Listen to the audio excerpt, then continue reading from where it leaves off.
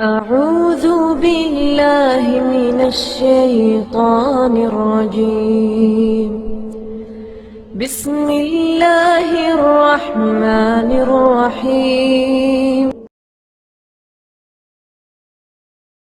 ومن أحسن قولا ممن دعا إلى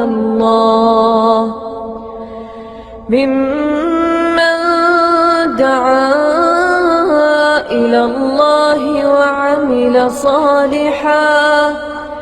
وعمل صالحا وقال إنني من المسلمين.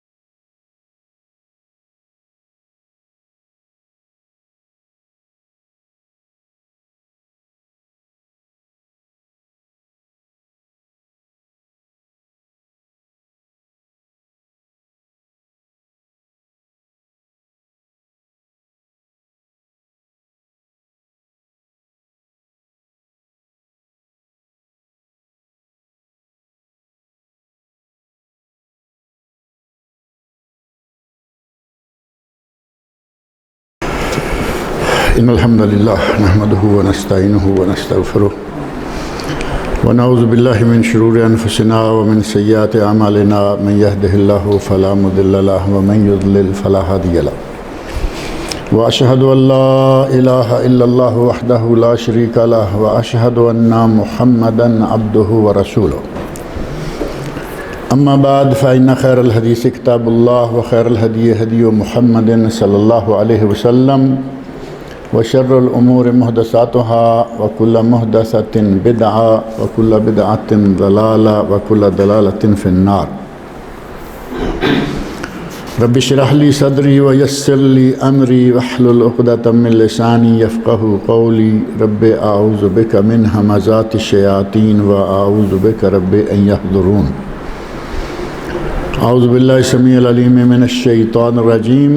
كذبت قوم لوط المرسلين إذ قال لهم أخوهم لوط ألا تتقون إني لكم رسول أمين فاتقوا الله وأطيعون وما أسألكم عليه من أجر إن أجري إلا على رب العالمين أتاتون الذكران من العالمين وتذرون ما خلق لكم ربكم من أزواجكم بل أنتم قوم عادون قالوا لئن لم تنته يا لوط لتكونن من المخرجين.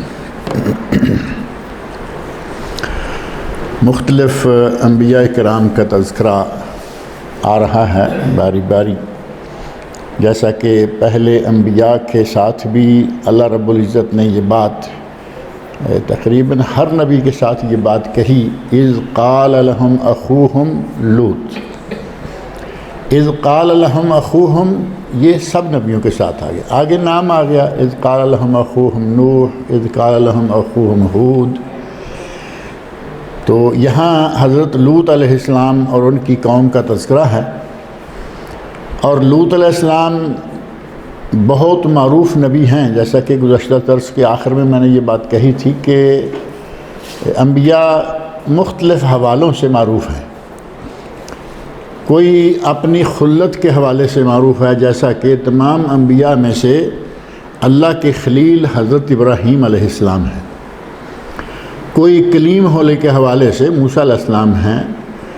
اور ہمارے نبی صلی اللہ علیہ وسلم تو چونکہ ہمارے نبی ہیں اس لیے ان کے معروف ہونے کی ہمیں کوئی وجہ نہیں چاہیے. وہ ویسے ہی تمام انبیاء اور رسول کے امام، سب کے سردار اور سب سے اعلیٰ ہیں، اور ہمارے نبی ہیں جن کی اتباع ہم پر فرض ہے. لیکن پہلے انبیاء میں سے یہ جو مختلف درجات نظر آتے ہیں، پہلی بات یہ ہے کہ ہم ان تمام نبیوں پر ایمان رکھتے ہیں کہ وہ نبی تھے، جن کا اللہ رب العزت نے نبی یا رسول ہونے کے حوالے سے ذکر فرمایا. ہمارا ایمان ہے کہ وہ نبی ہیں. اور ساتھ ہی یہ چیز بھی ذہن میں رکھیں کہ نبیوں میں ہمیں اپنی طرف سے کچھ کہنے کی اجازت نہیں ہے کہ ہم ان میں کہیں کہ وہ بڑا ہے وہ چھوٹا ہے، اپنی طرف سے ایسا کہیں تو وہ جائز نہیں ہے، لیکن جو چیزیں خود اللہ رب العزت نے بیان فرمائی ہیں ان کے بیان کرنے میں کوئی حرج نہیں ہے۔ جیسا کہ تیسرا سپارہ جو شروع ہوتا ہے سورۃ البقرہ، تلک الرسل فضلنا بعضهم علی بعض، اللہ نے خود فرمایا ہے کہ یہ جو رسول ہیں ان میں سے ہم نے بعض کو بعض پر فضیلت دی ہے، تو کوئی افضل ہے، کوئی اس سے کم درجے کا ہے، کوئی اس سے کم درجے کا ہے، یہ اللہ رب العزت کی تقسیم ہے، ہمارے ہاتھ کی بات نہیں، نہ ہمارے بس کی بات ہے۔ اللہ نے جس کو جو مرتبہ دینا چاہا وہ مالک ہے، وہ خالق ہے، وہ اس کی مرضی ہے۔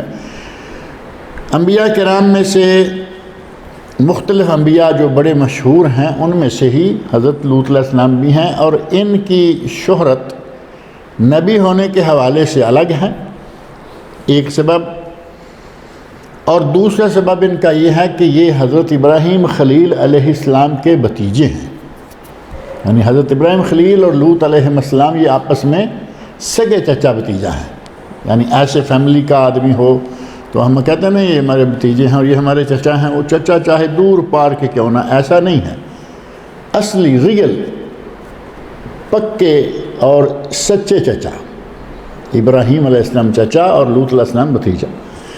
اور نبیوں میں آپ دیکھیں گے کہ یہ قرابتیں بہت کم نظر آتی ہیں۔ نبیوں میں قرابتیں ہیں حضرت موسیٰ علیہ السلام اور ہارون علیہ السلام کی، وہ بھائی ہیں، اور اسی طرح حضرت ادریس علیہ السلام، حضرت زکریا علیہ السلام، حضرت یحییٰ علیہ السلام، ان کی آپس میں قرابتیں ہیں۔ حضرت ادریس علیہ السلام اور یحییٰ علیہ السلام دونوں خالہ زاد بھائی ہیں، یہ دونوں خالہ زاد بھائی ہیں۔ اور حضرت زکریا علیہ السلام ظاہر ہے کہ حضرت یحییٰ علیہ السلام کے والد ہیں، اور ادریس علیہ السلام کے کیا ہوئے؟ خالو ہوئے نا، خالہ کے شوہر۔ تو یہ قرابتیں انبیاء کرام میں بہت کم ہیں، کہیں کہیں ہیں، جن میں سے ایک بہت بڑی قرابت یہاں حضرت لوط علیہ السلام کے ساتھ ہے کہ یہ حضرت ابراہیم خلیل علیہ السلام کے بھتیجے ہیں۔ اور ان کی شہرت کی ایک وجہ ان کی قوم کی بدفعلی ہے۔ قومیں ساری گناہ کرتی آئیں، انکار کرتی آئیں، قومیں ساری ہی اپنے انبیاء کو ستاتی آئیں، اذیتیں دیتی آئیں، لیکن اس قوم کی بدفعلی جو ہے وہ چونکہ انہی کی قوم سے شروع ہوئی، اس سے پہلے نہیں تھی۔ تاریخ میں اس سے پہلے کسی قوم میں یہ بدفعلی نہیں پائی جاتی تھی جو اس قوم نے ایجاد کی، اور اس حد تک ایجاد کی کہ شرم حیا بھی کوئی نہیں رہا۔ حتیٰ کہ حضرت لوط علیہ السلام کے پاس اللہ کے فرشتے آئے، اور وہ دونوں نوجوانوں کی شکل میں تھے، دو فرشتے آئے اور دونوں ایسے تھے جیسے کہ نوجوان ہوتا کوئی۔ تو ان کی قوم کے وہ بدبخت لوگ اتنے بے شرم ہو چکے تھے کہ لوط علیہ السلام کے گھر کا گھیرا کر لیا کہ یہ مہمان تمہارے جو ہیں یہ ہمیں دے دو۔ اس وقت حضرت لوط علیہ السلام نے کہا تھا کہ الیس منکم رجل رشید، کیا تم میں کوئی عقل مند آدمی نہیں ہے؟ مہمان تو مہمان ہوتا ہے، میرا مہمان ہے، اصولاً وہ تمہارا بھی مہمان ہے۔ اور دیہات میں رہنے والے لوگ اس بات کو اچھی طرح جانتے ہیں کہ اگر کسی گھر میں ایک میں مہمان آئے تو پورے گاؤں والے سمجھتے ہیں کہ یہ ہمارا مہمان ہے، وہ کہتے ہیں کہ یہ ہمارے گاؤں کا داماد ہے، سارے گاؤں کا داماد، حالانکہ ایک گھر کا داماد ہوتا۔ تو یہ تعلقات، یہ پیار اصولی طور پر معاشرے میں ہے، موجود ہے۔ حضرت لوط علیہ السلام ان کو شرم دلاتے ہوئے کہتے ہیں الیس منکم رجل رشید، کیا تم میں کوئی عقل مند آدمی نہیں ہے؟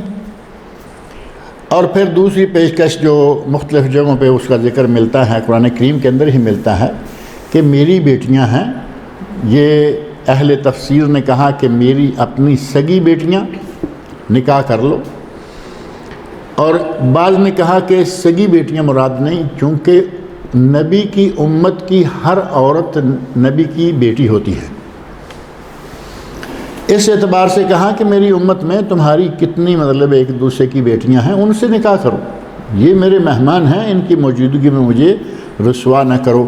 حضرت لوط علیہ السلام کو پریشان دیکھا فرشتوں نے تو انہوں نے کہا کہ آپ گھبرائیے نہیں، یہ آپ تک نہیں پہنچ پائیں گے، اور ہم وہ نہیں جو آپ سمجھ۔ ابھی تک لوط علیہ السلام کو معلوم نہیں ہے کہ یہ مہمان میرے کون ہیں، کہا ہم وہ نہیں جو آپ سمجھ رہے، ہم اللہ کی طرف سے بھیجے ہوئے فرشتے ہیں، اور آپ کو یہ خبر دینے آئے ہیں کہ آج راتوں رات آپ اپنے خاندان کو یہاں سے لے کر بستی سے نکل جائیں، اور بستی سے نکلتے ہوئے اپنی امت یا اپنے ماننے والے سب لوگوں کو لے جائیے سوائے ایک بڑھیا کے، اور وہ ہیں لوط علیہ السلام کی بیوی۔ کہا کہ وہ پیچھے رہنے والوں میں سے ہوگی، اور وہ واقعتاً پیچھے رہنے والوں میں سے ہوئی، اور اس قوم کے ساتھ ہی وہ بھی تباہ کر دی گئی۔ تو انبیاء میں سے حضرت لوط علیہ السلام کا تذکرہ اللہ رب العزت یہاں، جیسا کہ مختصر تذکرے سب کے گزر رہے ہیں، یہاں بھی مختصر سے انداز سے اللہ نے فرمایا اذ قال لهم کذبت قوم لوط المرسلین، لوط علیہ السلام کی قوم نے رسولوں کو جھٹلایا۔ اذ قال لهم اخوهم لوط، جب کہ ان کے بھائی لوط نے، یعنی لوطیوں یا قوم لوط کو ان کے بھائی لوط علیہ السلام نے کہا الا تتقون، کیا تم اللہ سے ڈرتے نہیں ہو، کیا تم تقوی اختیار نہیں کرتے ہو۔ گزشتہ دروس میں یہ بات میں ذکر کر چکا ہوں کہ مرسلین کیوں کہا گیا، جبکہ رسول تو ایک تھے ان کے سامنے لوط علیہ السلام، تو یہ بات تفصیل سے ذکر کر دی گئی کہ ایک نبی کو جھٹلانا گویا کہ سب نبیوں کو جھٹلانا ہے۔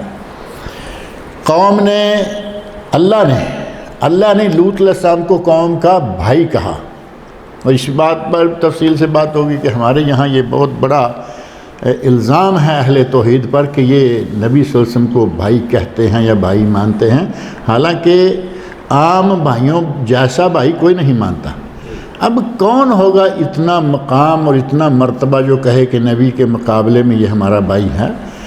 بھائی سے مراد محض اپنی قوم کا فرد، اپنی نسل کا آدمی۔ اس اعتبار سے اللہ جب کہہ رہا ہے تو ہمیں کہنے میں کیا حرج ہے یا ماننے میں کیا حرج ہے۔ اذ قال لهم اخوهم، ان کی قوم کو ان کے بھائی نے، لوط علیہ السلام کی قوم کو، اذ قال لهم، جب اس قوم کو کہا، اخوہم ان کے بھائی لوط علیہ السلام نے، الا تتقون، کیا تم اللہ کا تقوی اختیار نہیں کرتے۔ تقوی کا تعارف جو ہے وہ بھی کروایا جا چکا تفصیل کے ساتھ کہ تقوی کیا ہے۔ تقوی کے 4 پلر میں نے بتائے تھے، آپ کے ذہن میں ہوں گے۔ الایمان بالجلیل، یہ 4 چیزیں میرا خیال ذہن میں رکھ لیں، کبھی کبھی آتی رہتی سامنے۔ الایمان بالجلیل، اللہ رب العزت پر ایمان رکھنا۔ دوسرا ہے العمل بالتنزیل، اللہ رب العزت کی نازل کردہ شریعت جس میں قرآن اور سنت رسول صلی اللہ علیہ وسلم کی، یہ دونوں چیزیں شامل ہیں، العمل بالتنزیل۔ اور تیسری ہے القناعۃ بالقلیل، تھوڑے پر قناعت کرنا۔ اب یہ نہیں کہ میرے پاس لاکھوں تو ہیں لیکن کروڑوں والوں کا دیکھ کے میری جان گھلتی رہتی ہے، میں پریشان ہوتا رہتا ہوں کہ دیکھو یہ کروڑوں والے میرے پاس۔ اللہ کے بندو، ان کو دیکھو جن کے پاس سینکڑے بھی نہیں ہیں۔ ایسے لوگ جو نادار ہیں، غربت چھائی ہوئی ہے، ٹائم ٹو ٹائم روٹی مل جاتی ہے، وہ کہتے ہیں الحمدللہ، ان کو دیکھو۔ تمہیں کروڑوں والوں کی طرف دیکھنے کی ضرورت کیا ہے؟ اپنے آپ کی خواہ جان پہ روگ لگا رہے ہو۔ القناع بالقلیل، تھوڑے پر قناعت، جتنا اللہ دے رہا ہے الحمدللہ، اور اسی پہ گزارا کرو۔ اور قناع بالقلیل کے لیے ایک دن شاید میں نے یہ بات ذکر کی تھی کہ گھر کی عورت کا بہت بڑا عمل دخل ہوتا ہے۔ آدمی کو، شوہر کو تھوڑے پر قناعت کرنے کے لیے وہ پابند کر سکتی ہے۔ جب مطالبات گھر والی کے کم ہو جائیں گے کہ اپنے گھر کا جو سیٹ اپ ہے، یا لائف سٹائل کی بات آئی تھی اس دن کہ اپنے گھر کے لائف سٹائل کو سیٹ کرنے کے چکر میں شوہر سے یہ بھی لاؤ، یہ بھی لاؤ، یہ بھی لاؤ، تو وہ تو بیچارہ آٹومیٹکلی بڑے طرف دیکھنا شروع ہو جائے گا کہ میرے پاس بھی اتنے پیسے ہوتے تو جیسے میری بیوی کہہ رہی ہے اس کے گھر میں فلاں چیز ہے میرے گھر میں نہیں ہے تو میں بھی لے آتا۔ خاتون کو، عورت کو بھی چاہیے کہ وہ القناع بالقلیل پر عمل کرے، کیونکہ مرد اور عورت دونوں کے لیے تقویٰ تو ایک ہی چیز ہے نا، جو مرد کے لیے ہے وہی عورت کے لیے ہے۔ اور چوتھا پلر یا چوتھی چیز کیا ہے؟ الاستعداد لیوم الرحیل۔ یوم الرحیل، رحلہ، یہاں رہتے ہوئے رحلہ تو بڑا استعمال ہوتا ہے نا، رحلہ یعنی کارواں جا رہا ہے، قافلہ جا رہا ہے۔ رحلہ کا معنی کہیں ٹرپ، جس کو ہم انگلش میں کہتے ہیں، وہ ٹرپ جو کہ آخری ہوگا، اس دنیا سے اگلی دنیا کی طرف، زندگی سے موت کی طرف، اور روئے زمین سے قبر کی طرف۔ یہ ٹرپ ہی آخری ہوگا نا دنیا کا۔ اس ٹرپ کے لیے تیار رہنا، الاستعداد، تیاری، لیوم الرحیل، روانگی کے دن کے لیے۔ اب اگر یہ چاروں چیزیں آپ تھوڑا ذہن میں رکھ کے کسی وقت اکیلے بیٹھ کے غور کریں، اگر یہ چاروں چیزیں ہم اپنا لیں تو انشاءاللہ متقی بن سکتے ہیں، کیونکہ یہ چاروں چیزیں اپنانا اتنا آسان نہیں ہے۔ ہر آدمی کے دل میں شیطان ڈال دیتا ہو، اتنے لوگ مزے کر رہے ہیں، تم کہاں، وہ قناعت والا کھاتا گیا۔ اللہ کی ذات پر ایمان تو ہے، جیسا کیسا، وہ بھی تفصیل میں جائیں تو ہمارا ایمان کچھ بھی نہیں نکلتا۔ بڑے بڑے عالم اس ایمان کے معاملہ میں زیرو ہو جاتے ہیں۔ ہمارے ماحول میں، پاکستان اور انڈیا کا خاص طور پر ماحول ہے، آپ کسی بڑے عالم سے وہاں پوچھئے، اسے پوچھئے سوال مختصر، این اللہ، دو ہی لفظ ہیں، این اللہ، اللہ کہاں ہے؟ تو وہ کہیں گے کہ اللہ ہر جگہ ہے۔ ایمان کا ستیہ ناش تو یہی ہو گیا۔ ایک کنیز بالکل ان پڑھ، جاہل، بیچاری کام کاج میں پھنسی ہوئی کنیز تھی۔ نبی اکرم صلی اللہ علیہ وسلم نے اس کنیز سے پوچھا این اللہ، تو اس نے اشارہ کیا کہ اللہ آسمان پر ہے، عرش پر۔ دوسرا سوال آپ نے فرمایا میں کون ہوں؟ تو کہنے لگی رسول اللہ۔ نبی اکرم صلی اللہ علیہ وسلم نے یہ دو سوال پوچھے اور اس کے مالک کو کہا کہ یہ کنیز مسلمان ہے، مومن ہے، اس کو آزاد کر دو۔ صحیح جواب دینے پر اور صحیح عقیدے کے نتیجہ میں اللہ نے اس کی غلامی بھی آزادی میں بدل دی، اور انشاءاللہ آخرت بھی اس کی سنور گئی۔ نبی صلی اللہ علیہ وسلم کے عہد مبارک میں صحابیہ ہو گئے۔ اب اتنا چھوٹا، اتنا آسان سوال، اور ہمارے مولویوں کا وہاں یہ حال ہے کہ ہر آدمی تجھ میں اللہ، مجھ میں اللہ، اس میں اللہ، اس میں اللہ، قوالوں کی طرح گاتے ہوئے نظر آتے ہیں، اللہ کی ذات بتاتے ہوئے۔ کتنے اللہ ہیں؟ اللہ کتنے ہیں جو اس میں بھی اور اس میں بھی، اس میں۔ اور بڑی عجیب و غریب کہانیاں، بعض دفعہ شرم آتی ہے ان کی بات پڑھتے اور کسی کو بتاتے ہوئے بھی، اس حد تک گزر جاتے ہیں۔ اگر ایمان صحیح ہے تو وہ ایمان ہی ہمارا بیڑا پار کر دے گا۔ ساتھ میں یہ تین چیزیں دوسری لگا لیجئے، تو یہ ہے تقوی۔ فرمایا کہ تم تقوی اختیار کیوں نہیں کرتے، اللہ سے کیوں نہیں ڈرتے۔ انی لکم رسول امین، کہا کہ میں تمہارے لیے امانت دار رسول ہوں۔ تو پہلے انبیاء کے ساتھ بھی یہ الفاظ رہے۔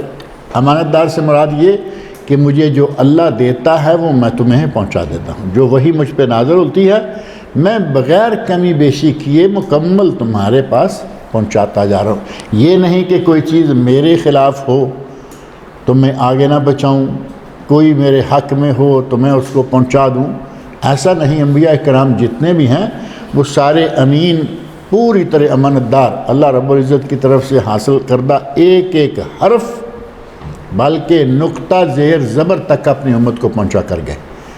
یہ ہمارا ایمان ہونا چاہیے۔ بلکہ علامہ ابن باز رحمۃ اللہ علیہ اور بعض دیگر مفتیان کرام نے لکھا ہے کہ نبی صلی اللہ علیہ وسلم کے قبر مبارک پر جائیں، وہاں جا کے آپ جب سلام پڑھتے ہیں، درود و سلام پڑھتے ہیں، اس وقت آپ یہ الفاظ بھی کہیں تو اچھا ہے، واجب نہیں، ضروری نہیں، کہیں تو اچھا ہے۔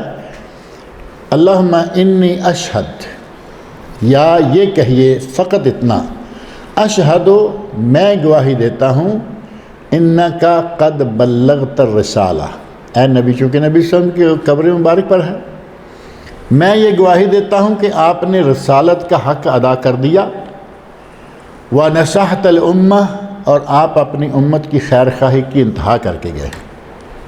بلغت الرسالہ وَنَصَحْتَ الْأُمَّةَ، یہ کہہ دیں تو یہ بہت ہی اچھا ہے۔ یہ وہ الفاظ ہیں جو نبی صلی اللہ علیہ وسلم نے حجۃ الوداع کے موقع پہ کہا نا، الا هل بلغت، اے لوگو کیا تم گواہی دیتے ہو کہ میں نے اللہ کی طرف سے آمدہ شریعت تم تک پہنچا دی؟ تو سارے صحابہ نے کہا تھا کہ یا رسول اللہ آپ نے پہنچا دی ہے۔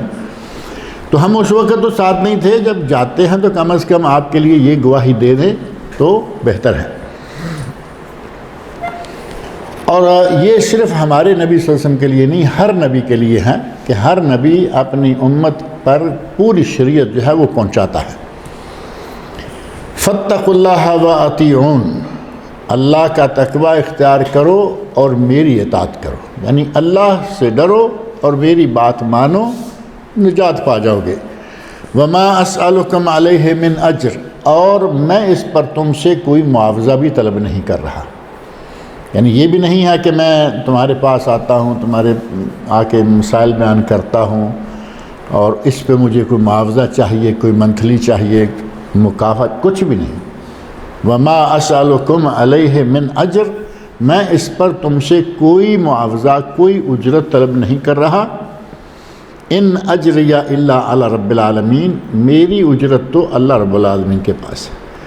یعنی سیدھا سیدھا یہ بھی پہنچا دیا کہ تمہیں میری بات سننے کے لیے رکنے سے گھبرانے کی ضرورت نہیں ہے۔ کبھی کبھی ایسا ہوتا ہے کسی جلسے میں یا کسی ایسی میٹنگ میں تھوڑی بات کی کسی نے اور بعد میں چندے کا مطالبہ کر دیا کہ بھائی ہماری مسجد میں چندہ چاہیے، ہمارے مدرسے میں چندہ چاہیے۔ اب مسجد مدرسے والے کو تو موقع بموقع ضرورت پڑے گی اور وہ مانگے گا آپ سے، مجھ سے، کیونکہ اس کا تو مسجد اللہ کا گھر ہے، مدرسہ بھی اللہ تعالیٰ کے دین کی خدمت کے لیے، تو وہ تو کام چل ہی چندے پر رہے ہوتے ہیں۔ اب کچھ لوگ جو شیطان کے بہکاوے میں آتے ہیں، ایک دن پھنس گیا، چندہ دے دیا، اب دوسری مرتبہ پیغام آیا کہ کوئی میٹنگ ہے، تو وہ میٹنگ سے آئیں بائیں سائیں کہ مجھے تو کام ہے، میں تو بڑا بزی ہوں، میں تو یہ ہوں، میٹنگ میں نہیں آتے۔ کیوں؟ کہ گئے تو چندہ دینا پڑے گا۔ اللہ کے نبی کھلا اعلان کر رہے ہیں، ہمارے پاس رکنے والے، ہماری بات سننے والے کو اس گھبراہٹ کی کوئی ضرورت نہیں ہے کہ ہم سے چندہ مانگا جائے گا۔ ان اجریہ الا علی اللہ، میرا اجر تو اللہ پر ہے۔ ان اجریہ الا علی رب العالمین، یہاں الفاظ ہیں کہ میرا اجر اللہ رب العالمین جو سارے جہانوں کا پالنے والا ہے، میرا اجر بھی وہ دے گا۔ دنیا میں بھی میری روٹی روزی کا انتظام اس کے رب العالمین کا معنی کیا ہے؟ یہ تو سورہ فاتحہ کے شروع میں آیا نا، الحمدللہ رب العالمین، رب العالمین جو تمام جہانوں کا پالنے والا ہے۔ تمام جہان کتنے ہیں یہ کبھی کبھی میں ذکر کرتا ہوں۔ ایک عرصہ ہوا میں نے ایک تحقیق کوئی پڑھی تھی، کسی نے کہا کہ اس وقت تک جو جہان دریافت ہو چکے ہیں وہ 36,000 ہیں۔ 36,000 جہان دریافت اس وقت تک، اور یہ تحقیقات روز بروز نئی سے نئی چیز لے کے آ رہی ہیں۔ جہان سے مراد کیا ہے؟ یہ بات ذہن میں آ جائے تو پھر وہ آسانی ہو جاتی ہے۔ جہان سے مراد انسان ایک جہان ہے۔ اس وقت دنیا میں 6.6 ارب لوگ ہیں، ایک جہان، مسلمان کافر سب۔ جن دوسرا جہان ہو گیا۔ فرشتے اللہ تعالیٰ کی مخلوق ہیں، وہ الگ ہیں، وہ کیونکہ کھاتے پیتے نہیں اس لیے ہم ان کو اس میں شمار نہیں کر سکتے۔ آ گیا بھینس، دنیا بھر میں جتنی بھینس ہے وہ ایک، گائے دنیا بھر میں جتنی ہے ایک، بکری دنیا بھر میں جتنی ہے ایک، بھیڑ دنیا بھر میں، مرغی، کوا، جتنے بھی یہ قسمیں ہیں وہ سمندر میں ہوں، روئے زمین پر ہوں، فضا میں ہوں، رینگتی ہوں، چلتی ہوں، اڑتی ہوں، تیرتی ہوں، یہ جتنی بھی جاندار چیزیں ہیں وہ ہے، ہر جاندار ایک جہان ہے۔ اب اندازہ کرو کہ 36,000 جہان دریافت ہو چکے، اور اللہ ان تمام جہانوں کا پالنے والا ہے۔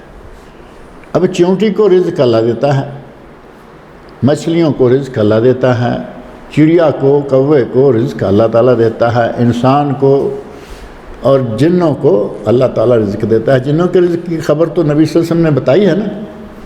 آپ ارشاد فرماتے ہیں کہ گوبر کے ساتھ اور ہڈی کے ساتھ، ان دو چیزوں کے ساتھ استنجا نہ کرو۔ گوبر، جانور کا گوبر جو ہے، لید یا گوبر دونوں لفظ ہیں، اور ہڈی، ان دو چیزوں کے ساتھ تم استنجا نہ کرو۔ کیوں؟ کہا کہ یہ تمہارے بائی جنوں کی خوراک ہے، یعنی جن جو ہیں ان کی خوراک ہے گوبر اور ہڈی۔ ہڈی کیا سادہ ایسے ہڈی چباتے ہیں؟ اللہ رب العزت کی قدرت سے ہم جو ہڈی چبا کے صاف کر کے، ہم تو آسانی سے ہڈی نہیں پھینکتے نا، اس کے ساتھ گوشت بھی اور ہم پھینک دیں، ایسے کہاں ہوگا؟ ہم تو دانت بچاتے ہیں بڑی مشکل سے، کہیں دانت نہ ٹوٹ جائے، ہڈی کو کھینچتے، ورنہ آخر دم تک جاتے ہیں۔ پھر بھی جو کچھ تھوڑا بہت بچا ہے اللہ رب العزت اس میں برکت ڈالتا ہے، وہ پورا گوشت بن جاتا ہے۔ جنوں کے لیے وہ ہڈی جیسے گوشت تھا اس کا، اسی طرح بن جاتی ہے۔ اس لیے نبی صلی اللہ علیہ وسلم نے فرمایا کہ ان کے ساتھ استنجا نہ کرو، یعنی تم اپنے بھائیوں کی غذا کو گندا نہ کرو۔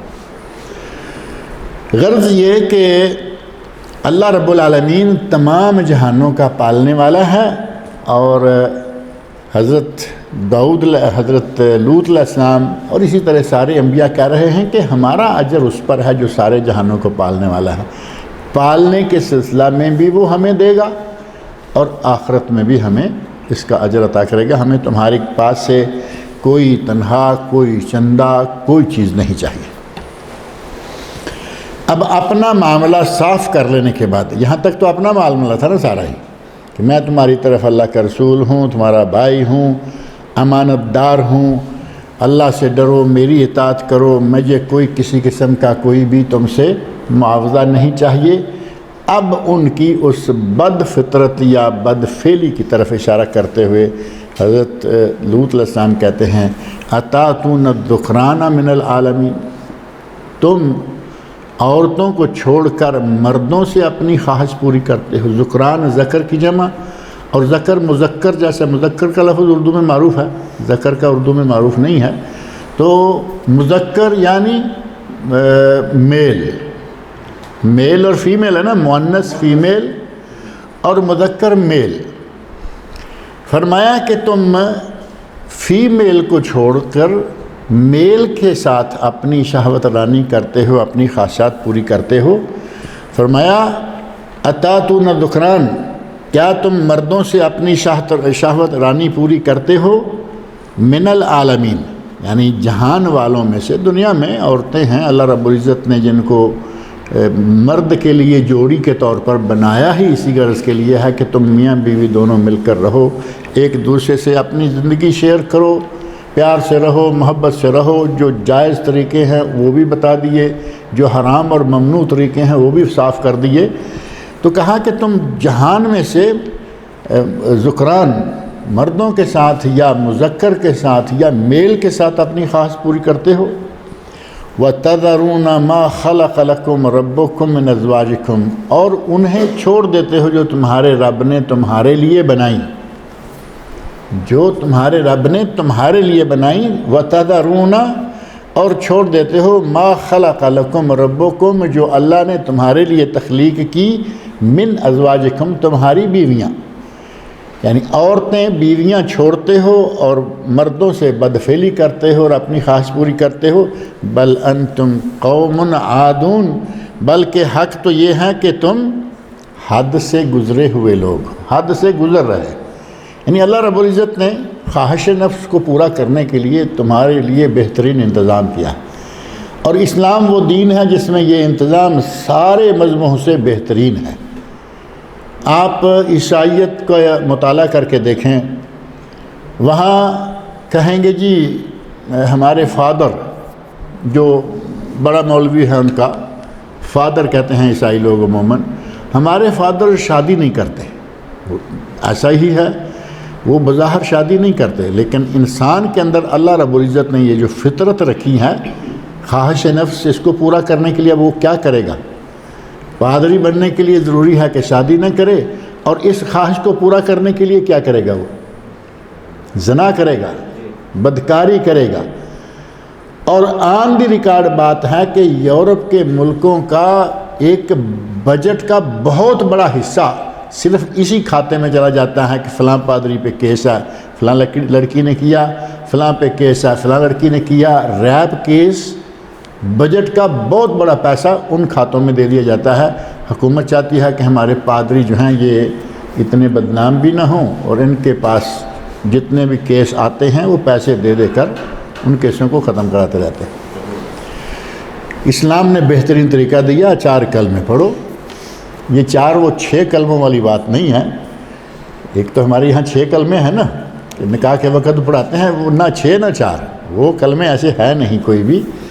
4 کلمے سے معنی یہ ہوتا ہے کہ کلمہ خطبہ پڑھو، خطبہ نکاح جو ہے، اور ایجاب و قبول کرو، حق مہر طے کرو، 2 گواہ ہو جائیں، نکاح ہو جائے، ولیمہ کرو، لوگوں میں اپنے نکاح کا اعلان کر دو، اور اب ساری عمر میاں بیوی اکٹھے رہو، پیار سے، محبت سے، عزت سے، ایک دوسرے کے لیے سکون تسکین کا باعث، جائز اور حلال طریقہ۔ انہوں نے اپنی بیویاں چھوڑیں، عورتیں چھوڑیں، اور اپنی خواہش نفس کا ذریعہ ذکران کو یعنی میل کو مردوں کو بنایا، تو فرمایا بل انتم قوم عادون، تم حد سے گزرنے والے، یعنی یہ بات حد سے گزرنے والی ہے کہ تب تک یہ سلسلہ تھا ہی نہیں، ان سے پہلے کسی قوم میں یہ برائی نہیں پائی جاتی تھی۔ اب اس کے بعد تو یہ برائی عام ہو گئی نا۔ قرآن کریم نے جب اس قوم کی یہ بدفعلی کا ذکر کیا تو اب ہم اس بات کو بڑی آرام سے سمجھ سکتے ہیں کہ اس وقت یہ برائی عام ہے، بلکہ یورپ کے ممالک میں یہ برائی باقاعدہ قانونی شکل اختیار کر گئی ہے۔ وہاں جائز ہے کہ لڑکا لڑکے سے نکاح کر لے، جہاں یورپ میں جائز ہے کہ 2 لڑکے آپس میں نکاح کر لیں۔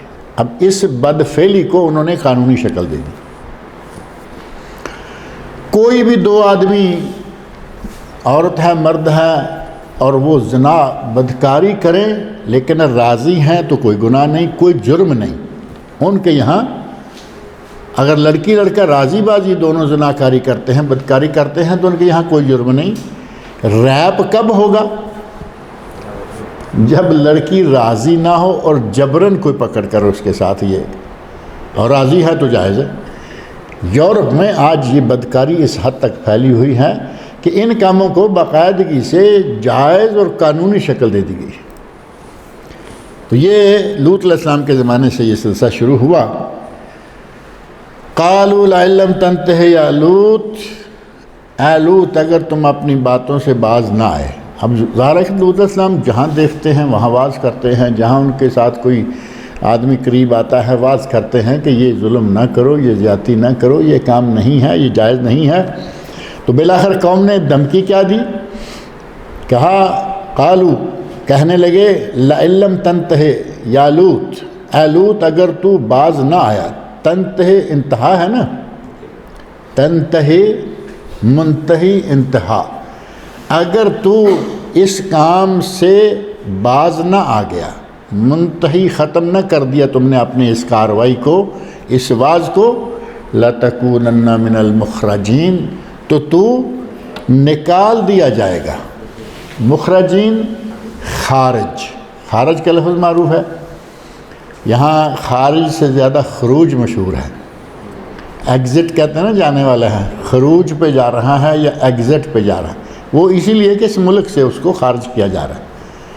تو کہا کہ ہم تمہارا ایگزٹ لگا دیں گے۔ اب یہ جبری ایگزٹ ہے، اگر تو ہماری بات کو مانتے ہوئے یا ہمارے اس معاملے کو ہم تک چھوڑتے ہوئے اس واض و نصیحت سے باز نہ آیا تو ہم تیرا ایگزٹ لگا دیں گے۔ اور وہ ایگزٹ کہاں سے لگائیں گے؟ بستی سے نکال دیں گے، گویا کہ کسی ملک کے اندر جو حدود ہیں اس حدود سے باہر نکال دیں گے۔ جو ان کی 2 بستیاں تھیں، ایک کا نام صدوم تھا اور ایک دوسری ان کے ساتھ ملتی جلتی دوسری بستی تھی آمورا۔ صدوم اور آمورا یہ 2 بستیاں تھیں۔ اور ان دونوں بستیوں کی طرف لوط علیہ السلام نبی بنا کر بھیجے گئے تھے۔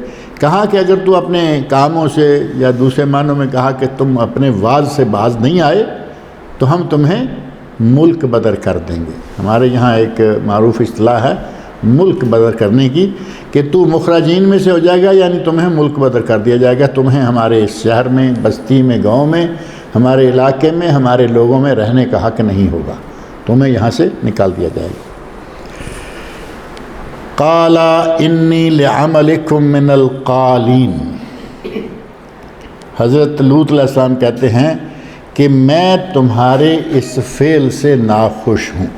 اب تم کیا کہہ رہے ہو، کیا دھمکیاں دے رہے ہو، وہ تم جانو، تمہارا کام جانے، لیکن تمہاری اس بدفعلی سے میں سخت ناخوش ہوں۔ یہ الفاظ کہنے کے بعد حضرت لوط علیہ السلام نے کچھ دعائیں کیں، اور ان دعاؤں کو اللہ رب العزت نے سنا، اور اس قوم کا حشر کیا ہوا انشاءاللہ اگلے درس میں ذکر کریں گے۔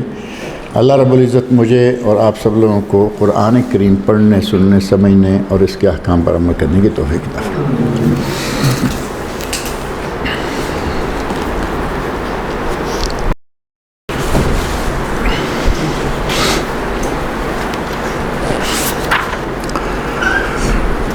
ان الحمد للہ والصلاۃ والسلام علی رسول اللہ وعلی آلہ وصحبہ اجمعین ومن تبعہم بإحسان الی یوم الدین، اما بعد، بسم اللہ الرحمن الرحیم۔ عن انس رضی اللہ تعالی عنہ قال کان رسول اللہ صلی اللہ علیہ وسلم اذا ارتحل قبل ان تزیغ الشمس اخر الظہر الی وقت العصر ثم نزل فجمع بينهما فإن زاغت الشمس قبل أن يرتحل صلى الظهر ثم ركب، متفق عليه۔ وفي رواية الحاكم في الأربعين بالإسناد الصحيح صلى الظهر والعصر ثم ركب۔ ولأبي نعيم في مستخرج مسلم كان إذا كان في سفر فزالت الشمس صلی الظہر والعصر جميعا ثم ارتحل۔ گزشتہ درس میں قدر تفصیل کے بعد اس تفصیل کے ساتھ یہ بات ذکر کی گئی تھی کہ قصر کتنے دنوں تک کی جا سکتی ہے۔ تو اس میں بعض صحابہ کا 6 مہینے قصر کرنا، بعض صحابہ کا 9 مہینے قصر کرنا، اور بعض صحابہ کا 1 سال یا 2 سال قصر کرنا بھی صحیح سند کے ساتھ ثابت ہے۔ اور 4 دن، 10 دن، 15 دن اور 19 دن یہ بھی احادیث میں موجود ہے کہ نبی صلی اللہ علیہ وسلم نے اتنے دن قصر کی۔ اور جہاں جہاں یہ 19 دن یا 15 دن یا 11 دن ہے، 4 دن سے زیادہ والا جو بھی ہے، وہاں پتہ چلتا ہے کہ آپ وہاں اس وقت کسی نہ کسی غزوہ کی شکل میں، جنگ کی شکل میں محاذ پر تھے۔ جیسا کہ غزوہ تبوک کے موقع پر یہ حدیث میں الفاظ موجود ہیں کہ نبی اکرم صلی اللہ علیہ وسلم نے غزوہ تبوک کے موقع پر 19 دن غزوہ تبوک کے موقع پر 19 دن تک، اور غزوہ مکہ یا فتح مکہ کے موقع پر 19 دن مختلف مواقع پہ، اور کبھی کسی میں ہے 15 دن اور 17 دن۔ یہ اس لیے کہ وہاں یہ 100% یقینی بات نہیں کہ کتنے دن ہم یہاں رکیں گے۔ اگر ایسا ہو کہ پتہ نہیں کتنے دن رکیں گے تو پھر آدمی جتنے دن بھی چاہے وہ قصر کر سکتا ہے، حتیٰ کہ بات 1 سال تک پہنچ گئی، 1 سال سے بھی زیادہ تک چلی گئی۔ جیسا کہ 6 مہینے آذربائیجان میں حضرت عبداللہ بن عمر جو حضرت عمر فاروق رضی اللہ عنہ کے بیٹے ہیں، یہ اور ان کا لشکر 6 مہینے تک آذربائیجان میں جا کے نماز قصر پڑھتا رہا۔ حضرت انس رضی اللہ عنہ جو انس بن مالک نبی اکرم صلی اللہ علیہ وسلم کے خادم خاص، نیشا پور کے مقام پر یہ 1 سال یا 2 سال تک تردد میں رہے اور قصر کرتے رہے۔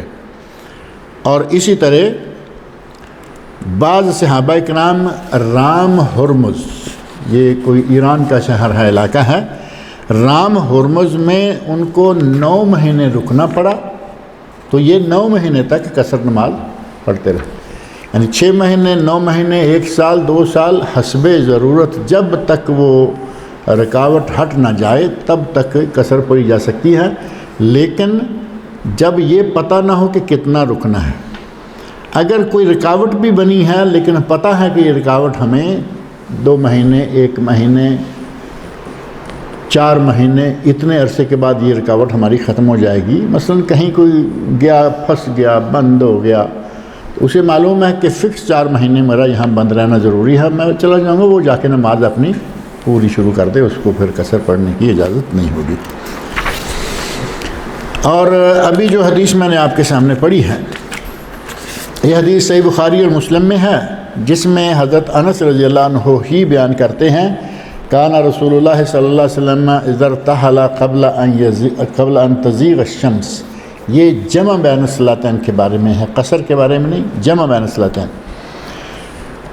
نبی صلی اللہ علیہ وسلم جب سفر اختیار کرتے قبل ان تزیغ الشمس، سورج کے ڈلنے سے پہلے، یعنی ظہر 11:15 مثلاً آج کل ہو رہی ہے، اور اگر آپ 11 بجے 10 بجے سفر شروع کرتے تو آپ سفر شروع کر لیتے، آدھے گھنٹے 1 گھنٹے کے بعد ظہر کا وقت آ جاتا ہے، وہاں آپ نہیں رکتے تھے، کیونکہ ابھی سفر شروع کیا ہے، ابھی گاڑی کا پٹرول بھی فل ہے، کوئی بھوک پیاس بھی ایسی نہیں لگی، تو چلتے ہیں، عصر کے ساتھ جا کے رکتے اور پہلے ظہر پڑھتے اور پھر عصر پڑھتے، 2 رکعتیں ظہر کی اور 2 رکعتیں عصر کی۔ یعنی ایک سمجھیں کہ آدمی جب سفر میں ہوتا ہے نا، تو اس کو ایک تھوڑا سا ٹور یا ٹرپ اتنا چاہیے کہ آدمی رکے تو گاڑی کو بھی فائدہ ہو جائے، آدمی کو بھی فائدہ، اس وقت اونٹوں کا بھی فائدہ ہوتا تھا اور آدمی کا بھی فائدہ ہوتا تھا۔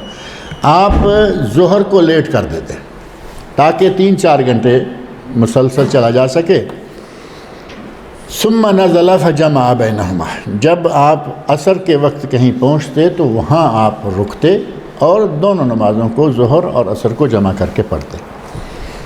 فإن زاغت الشمس قبل ان يرتحل، اگر سورج ڈھل جاتا اور آپ ابھی اپنے گھر میں ہوتے، یعنی ابھی مدینہ میں ہوتے اور سورج ڈھل جاتا، تو اب ظاہر ہے کہ ظہر کی نماز کا وقت تو ہو گیا نا۔ اب یہ نہیں کرتے تھے کہ اب ظہر کو لیٹ کریں، بلکہ یہاں ظہر پڑھتے اور اس کے ساتھ ہی عصر کی نماز بھی پڑھ لیتے، تاکہ اب ہمیں یہاں سے نکلنے کے بعد دور تک چلنے کا موقع ملے، اور یہ نہ ہو کہ یہاں سے ظہر پڑھ کے نکلے ہیں، ابھی 2 گھنٹے گزرے ہیں گے تو عصر آ جائے گی، پھر تقریباً مغرب تک چلنے کا راستہ کھلا ہو جائے گا۔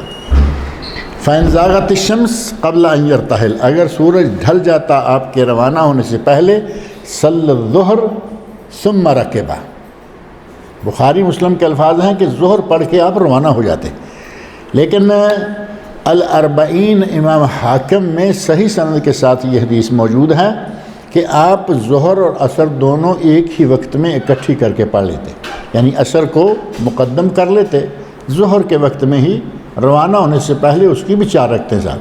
اب یہ نہیں کہ گھر کے اندر ہی ہوں تو وہ قصر بھی کر لیں گے، روانہ ہونے سے پہلے جب ظہر عصر اکٹھی کریں گے تو وہ دونوں پوری پڑھیں گے، ظہر کی بھی 4 رکعتیں اور عصر کی بھی 4 رکعتیں۔ اور مستخرج ابو نعیم، جو انہوں نے صحیح مسلم پر ایک مستخرج لکھی ہے، یعنی وہ حدیثیں جو کہ صحیح مسلم کی شرائط پر پوری اترتی ہیں لیکن مسلم میں نہیں ہیں، انہوں نے اس میں وہ حدیثیں جمع کی ہیں۔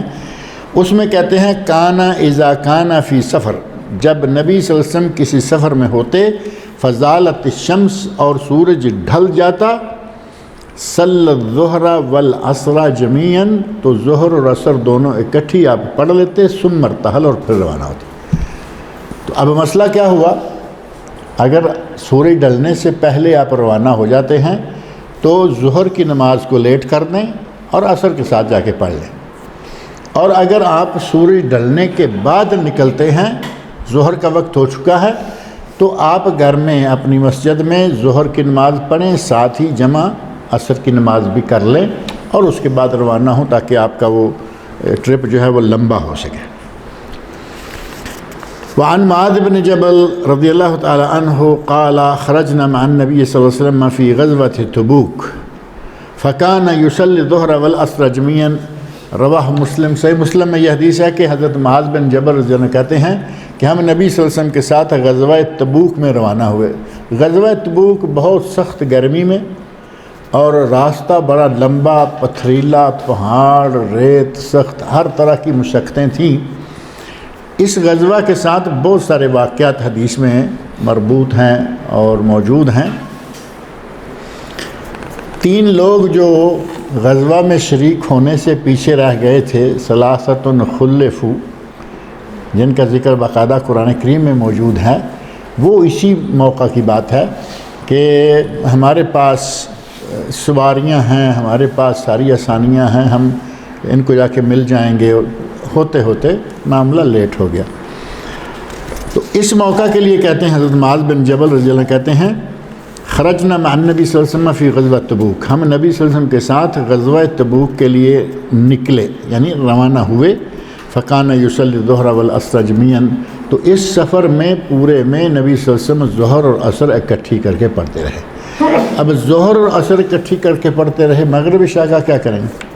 کیونکہ یہ سفر ایک دن کا نہیں تھا، رات دن طویل سفر تھا۔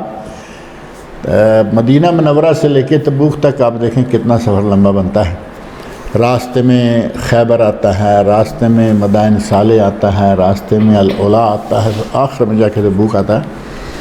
تو راستے میں ظہر عصر آئیں، ان کا ذکر انہوں نے کر دیا کہ آپ اکٹھی کر کے پڑھتے رہے، اور ظاہر ہے کہ اسی طرح مغرب عشاء کی بھی اجازت ہے کہ ان دونوں کو بھی بوقت ضرورت چاہے تو مقدم کر لیں، چاہے تو مؤخر کر لیں۔ جیسے نبی صلی اللہ علیہ وسلم نے ظہر کے لیے کیا کہ اگر روانہ ہونا ہے ظہر سے تھوڑا پہلے تو عصر تک ظہر کو مؤخر کر دیا، اور اگر ظہر کے بعد وقت ہو جانے کے بعد روانہ ہونا ہے تو عصر کو مقدم کر لیا اور ظہر کے وقت میں دونوں نمازیں پڑھ لیں۔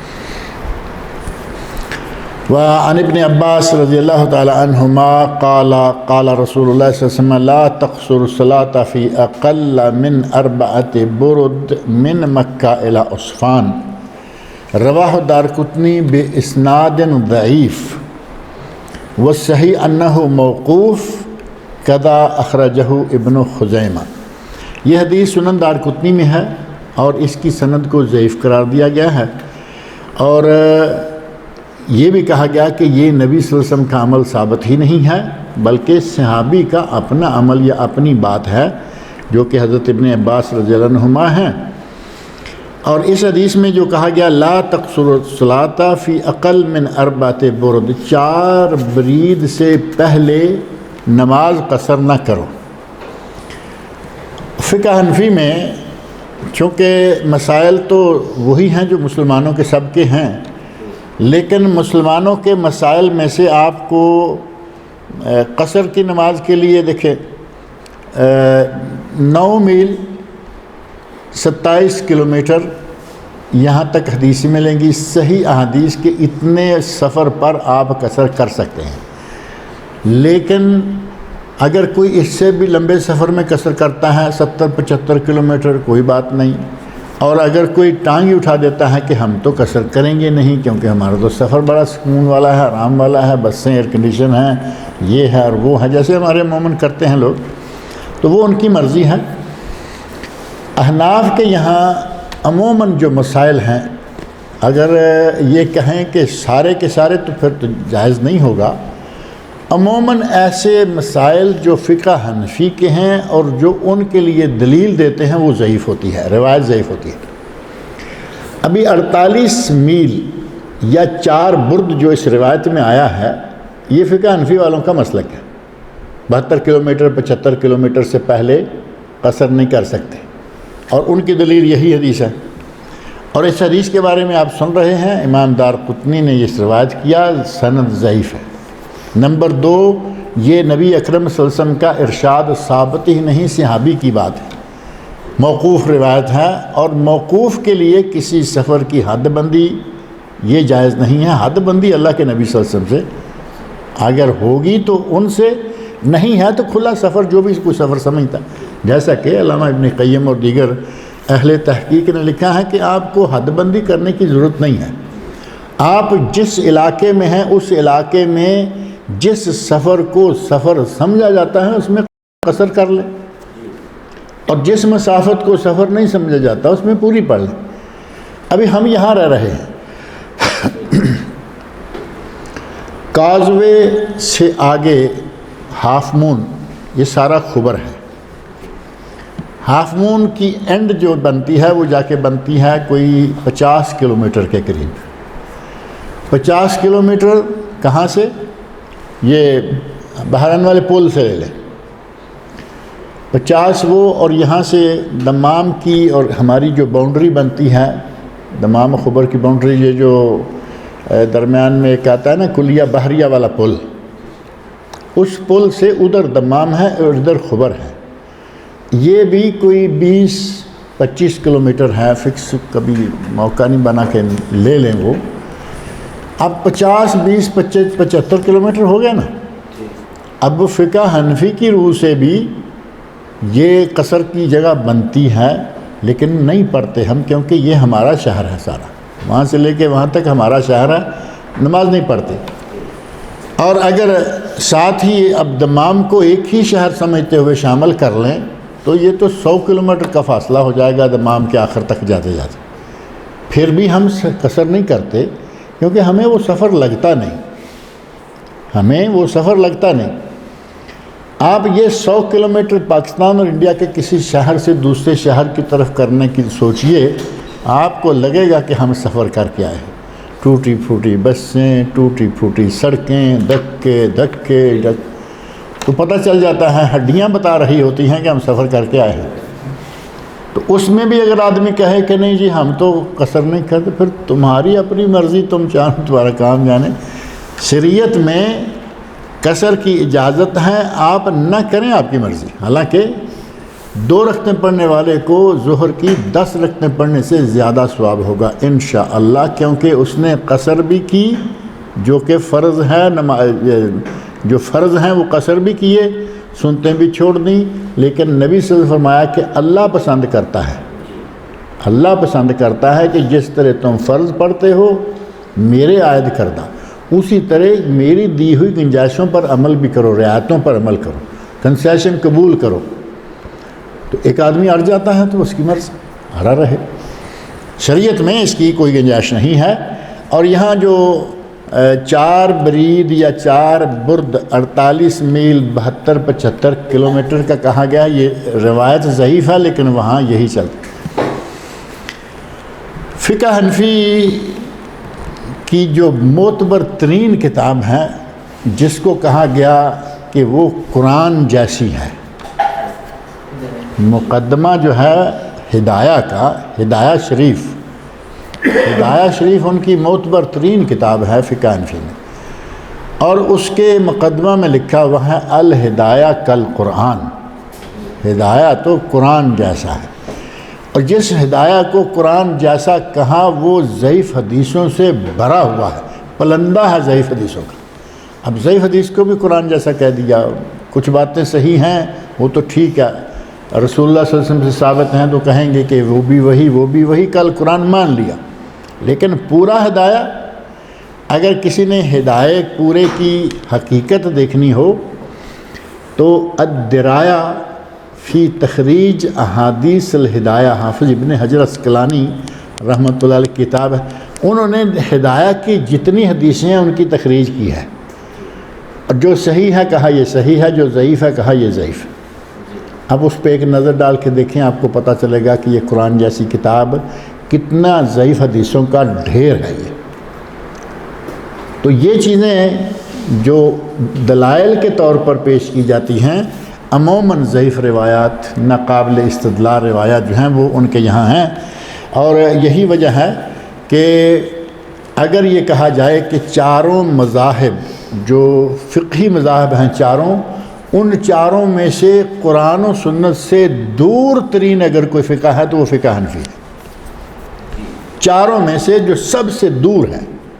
اور میں یہ اس لیے نہیں کہہ رہا کہ فقہ حنفی یا ان کے کوئی لوگوں سے میرا کوئی اختلاف ہے، میری کسی کے ساتھ دشمنی ہے، ایسی کوئی بات نہیں ہے، الحمدللہ ہمارے سارے بھائی ہیں، مسلمان جتنے بھی ہیں، لیکن ان کی کتابیں بتاتی ہیں ان کی کتابوں سے پتہ چلتا ہے کہ وہ کس کس مسئلے میں ضعیف حدیث کو لے کے بیٹھے ہوئے ہیں اور بیٹھے ہوئے ہیں۔ ہاتھ باندھنے کا مسئلہ ہے، ساری دنیا کے محدث کہیں گے کہ وہ حدیث زیر ناف والی حدیث ضعیف ہے۔ حدیث میں تحریف کر کے پاکستان انڈیا میں کتاب چھاپی، اپنی طرف سے کچھ لفظ ڈال کر مفہوم صحیح کرنے کی کوشش کی، سند صحیح کرنے کی کوشش کی، لیکن کہاں کریں گے؟ اللہ رب العزت نے اپنے دین کی حفاظت کی ذمہ داری اٹھائی ہے، اور دین کی حفاظت میں قرآن اور سنت دونوں شامل۔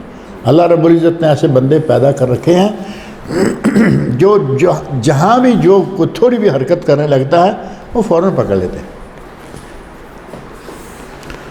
بہت ساری احادیث جو ضعیف ہیں وہ ان کی دلیل ہے۔ یہاں بھی وہی معاملہ ہے کہ جو 4 برید 48 کلومیٹر یا 48 میل یا 75 کلومیٹر، اس پر مشتمل جو حدیث ہے یہ متفق علیہ نہ صرف ضعیف ہے بلکہ کہا گیا اسنادہ ضعیف جدا، یعنی یہ بہت ہی ضعیف ہے۔ بہت ہی ضعیف ہے کا معنی یہ کیا ہوگا کہ اب بھی ہم اسے اپنی دلیل بنا لیں گے تو پھر۔ وعن ابن عباس وعن جابر رضی اللہ تعالی عنہ قال قال رسول اللہ صلی اللہ علیہ وسلم خیر امت الذین اذا اساءوا استغفروا۔ یہ حدیث بھی سند کے اعتبار سے ضعیف ہے، لیکن اس میں الفاظ ہیں خیر امت الذین اذا اساءوا استغفروا، میری امت کے بہترین لوگ وہ ہیں جو جب کوئی غلط کام کریں، غلطی کریں، گناہ کریں تو وہ استغفار توبہ کرتے ہیں۔ وَإِذَا سَافَرُوا قَصَرُوا وَأَفْطَرُوا، اور جب وہ سفر کریں تو نماز قصر پڑھتے ہیں اور روزہ افطار کر لیتے ہیں۔ مفہوم کے اعتبار سے دوسری حدیثوں کو اس مفہوم کی تائید میں لائیں تو مفہوم ٹھیک ہے، گناہ کریں تو توبہ کرنا ظاہر ہے کہ بہت اچھا کام ہے، سفر میں قصر نماز پڑھنا اور افطار کرنا بہت اچھی بات ہے، اور ان سارے کاموں پر دوسری حدیثیں موجود ہیں۔ دوسری حدیثیں کلکم خطاء، تم سارے کے سارے خطا کار ہو، خیر الخطائین التوابون، بہترین خطا کار وہ ہیں جو خطا کر کے توبہ استغفار۔ صحیح حدیث موجود ہے، اس کا پہلا حصہ اس کا تعاون یہ کر دیتی ہے۔ سفر میں قصر اور جمع کی حدیثیں ہم پڑھ رہے ہیں، مفہوم صحیح ہے لیکن یہ سند کے اعتبار سے حدیث صحیح نہیں ہے۔ حضرت عمران بن حسین رضی اللہ تعالیٰ عنہ بیان کرتے ہیں کانت بی بواسیر، کہتے ہیں کہ مجھے بواسیر کا مرض تھا، فسألت النبی صلی اللہ علیہ وسلم عن الصلاۃ، تو میں نے نبی صلی اللہ علیہ وسلم سے نماز کے بارے میں پوچھا کہ یا رسول اللہ میں نماز کیسے پڑھا کروں؟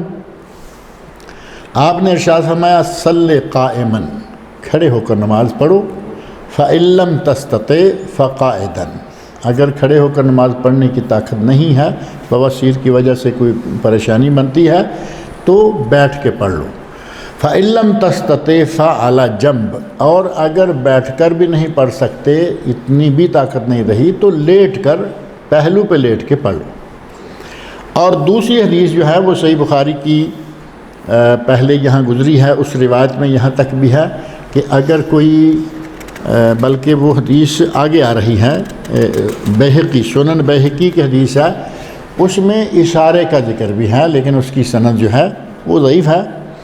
اس میں حضرت جابر رضی اللہ عنہ بیان کرتے ہیں عاد النبی صلی اللہ علیہ وسلم مریضاً، نبی صلی اللہ علیہ وسلم نے ایک بیمار کی عیادت کی، مزاج پرسی کے لیے آپ گئے تو اسے دیکھ کر فرمایا کہ وہ ایک سرانہ لے کر اس پر نماز پڑھ رہا ہے۔ یہ جو آج کل کرسیاں نکلی ہیں نا، VIP کرسیاں یا 5 سٹار کرسی کرے مسجدوں کے اندر، ہسپتالوں میں، بڑی زبردست بیٹھنے کی جگہ، زبردست ٹیک لگانے کی جگہ، زبردست آگے سے گھما کے سجدہ کرنے کی جگہ، دیکھی ہوگی نا آپ نے، ٹھیک 5 سٹار کرسی ہے وہ۔ یہ صحابی اسی طرح نماز پڑھ رہے تھے کہ کوئی چیز تکیہ سامنے لا کے رکھا ہوا تھا، وہ زمین پہ سجدہ نہیں کر سک رہے۔ تو اس حدیث میں اگرچہ اس کی سند ضعیف ہے، کہتے ہیں کہ نبی صلی اللہ علیہ وسلم نے وہ تکیہ اٹھا کے پھینک دیا، کہا زمین پہ نماز پڑھو، نہیں پڑھ سکتے تو اشارے سے جہاں تک آتے ہو آؤ، تمہیں تکیہ اٹھا کے یہاں لانے کی کوئی ضرورت نہیں ہے، زمین پر نماز پڑھو، نہیں آ سکتے آگے تو اشارے سے پڑھو، اور سجدے کا اشارہ رکوع سے تھوڑا زیادہ کرو۔ یہ آپ یہاں بیٹھے ہیں، زیادہ نیچے نہیں جا سکتے تو یہ ہو گیا رکوع، اور اٹھ کے یہ کر لو سجدہ۔ زمین پہ نہیں جا سکتے کوئی بات نہیں، لیکن نیچے سے اٹھا کے آپ کوئی چیز لا کے رکھ لیں، وہ نہ ہو۔ ہمارے لوگ مسجد میں آپ دیکھیں گے کئی لوگ نماز پڑھتے ہوئے اپنی یہ کوہنیاں اپنے گھٹنوں پر رکھ کے یہ ہاتھ ہوا میں رکھے ہوئے تھے، ہاتھوں کو ہوا میں آگے بڑھایا ہوا ہے اس طرح کر کے۔ حالانکہ نماز ہے، جتنا کر سکتے ہو، یعنی رکوع کے لیے تھوڑا جھکو، سجدے کے لیے اس سے تھوڑا زیادہ جھکو، بات ختم ہو۔ ہاتھوں کو بھی آگے اور عجیب انداز سے، یہ کرسی کلچر جو ہے وہ میں نے پچھلے ایک درس میں کچھ تفصیل سے ذکر کیا تھا کہ یہ کچھ صحیح شکل نہیں ہے۔ مجبوری میں اگر کہیں کوئی آتا بھی ہے تو جتنے حصے کی مجبوری ہے، 2 سجدوں کے درمیان نہیں بیٹھ سکتا، قاعدہ نہیں کر سکتا، اس میں کرسی استعمال کر لے گا کوئی۔ پوری نماز کے لیے کرسی استعمال کرے، جبکہ وہ اچھا بھلا ہٹا کٹا بھاگتا ہوا مسجد میں آ رہا ہے، بھاگتا ہوا جا رہا ہے، سارے کام کر رہا ہے، مسجد میں کرسی چاہیے۔ حضرت جابر رضی اللہ عنہ فرماتے ہیں کہ آپ نے اس کا تکیہ جو ہے اٹھا کے پھینک دیا اور کہا صلی علی الارض ان استطاعت، اگر توفیق ہے، کر سکتے ہو، استطاعت ہے، طاقت ہے تو زمین پر نماز پڑھو، وَإِلَّا فَأَوْمِ إِيمَاءً، اور اگر زمین پہ نہیں جا سکتے تو اشارے سے پڑھو۔ وَاجْعَلْ سُجُودَكَ أَخْفَضَ مِنْ رُكُوعِكَ، اپنے سجدے کو رکوع سے تھوڑا نیچے لے جاؤ، یعنی سجدے میں رکوع میں اتنا ہے، سجدے میں تھوڑا اور نیچے کر۔ حضرت عائشہ رضی اللہ عنہ فرماتی ہیں کہ میں نے نبی صلی اللہ علیہ وسلم کو متربعاً نماز پڑھتے ہوئے دیکھا۔ یہ روایت بھی سند کے اعتبار سے ضعیف ہے، لیکن مجبور آدمی کے لیے اس میں انشاءاللہ کوئی حرج نہیں ہے۔ اور یہ متربعاً بیٹھ کر، 4 زانوں بیٹھ کر آپ نے نماز پڑھی، تو یہ 4 زانوں بیٹھنا جو ہے وہ کیا ہے، وہ کون سی بیٹھک ہوگی جس کو 4 زانوں کہتے ہیں؟ نبی صلی اللہ علیہ وسلم کے سامنے آ کر جبرائیل علیہ السلام بیٹھے 2 زانوں ہو کر۔ اب 2 زانوں، حدیث جبرائیل بڑی معروف حدیث ہے، جس میں آپ نے پوچھا جبرائیل علیہ السلام نے کہ ایمان کیا ہے، اسلام کیا ہے، احسان کیا ہے، قیامت کب آئے گی، قیامت کی نشانیاں، تو وہ حدیث ہے معروف۔ اس میں ہے کہ جبرائیل علیہ السلام آ کے نبی صلی اللہ علیہ وسلم کے سامنے 2 زانوں ہو کر بیٹھ گئے۔ اب 2 زانوں ہو کر بیٹھنے کا معنی جو ہے وہ ہے اتحیات جیسے بیٹھتے ہیں، یہ تو ہو گیا 2 زانوں۔ اب رہ گیا تعین کے 4 زانوں، یہ کیا ہے؟ 4 زانوں جسے ہم کہتے ہیں نا آلتی پالتی مار کے، آلتی پالتی، یہ پاؤں ادھر اور یہ پاؤں ادھر، تو یہ پاؤں بھی لگے ہوئے ہیں اور یہ جگہ بھی، 4 زانوں بن گئے نا، سیدھا سیدھا رہا تو 2، اور آپ نے کینچی بنا کے جو سلسلہ کیا ہے تو 4 ہو گئے۔ سینٹر سے گزرتے ہوئے یہ جو گزرتے ہیں پاؤں، تو یہ 4 حصے بن گئے یا نہیں آٹومیٹک؟ یہ 2 تھے، اب 4 ہیں، تو یہ ہے 4 زانوں ہو کے بیٹھنا، یعنی آلتی پالتی ماگی، جیسے کھانا کھاتے وقت بھی عموماً بیٹھا جاتا ہے۔ تو نبی صلی اللہ علیہ وسلم نے، حضرت عائشہ رضی اللہ عنہا فرماتی ہیں کہ ایک مرتبہ اس انداز سے نماز پڑھی، لیکن اس کی سند ضعیف ہے، لیکن اہل علم نے لکھا ہے کہ اگر کوئی آدمی اس طریقے کے سوا بیٹھ کر نہیں پڑھ سکتا، یعنی وہی بات کہ گھٹنے فولڈ اس طرح نہیں کر سکتا اور اس طرح اس کے لیے آسانی ہے تو کر لے، انشاءاللہ کوئی حرج نہیں ہے، اس کی نماز ہو جائے گی۔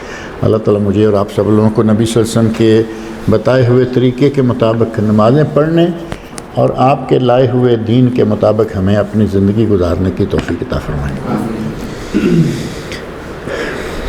اب آپ کی باری ہے۔